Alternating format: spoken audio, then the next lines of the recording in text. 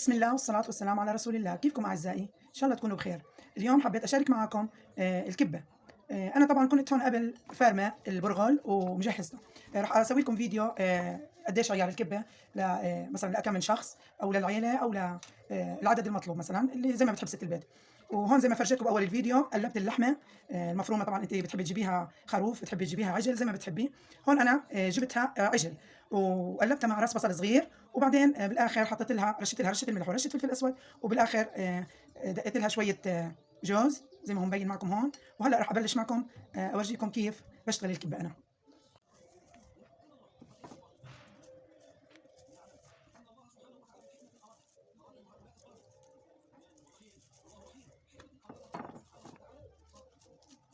هون انا قاعده بكور فيهم كرات زي ما بتحبي، صغيره وسط مثل ما بتحبي، عشان بجهزهم اني اعملهم للكبه.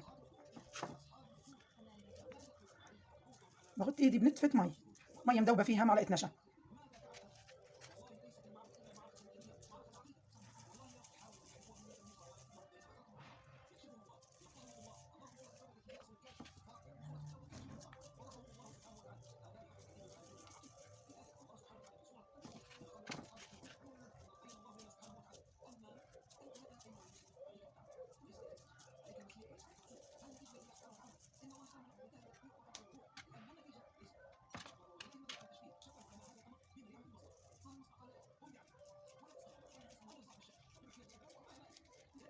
برقها الرق اللي انت بتحبيه، هيك مناسبه.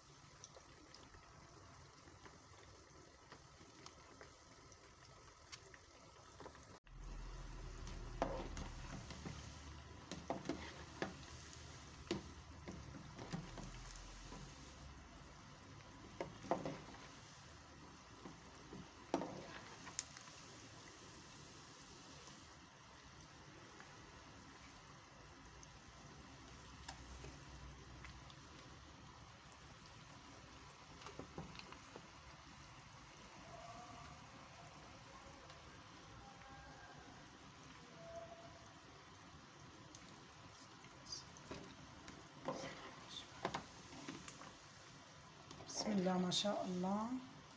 الكبة بسرعة بتاخد لون، فأنا بهدي تحتيها النار عشان تستوي من جوا.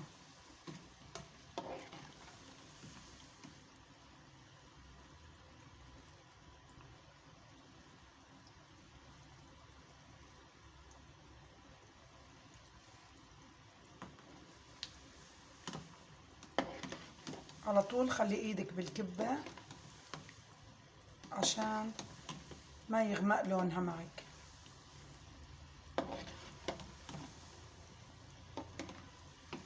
بس اوعك تجرحيها.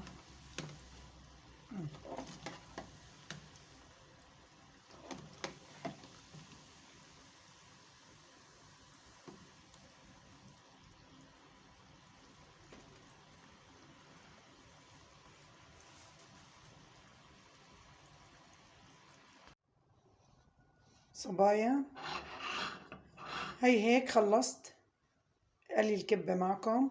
ان شاء الله انكم تكونوا استفدتوا، ولا تنسوني من اللايك. لا استنى شوي.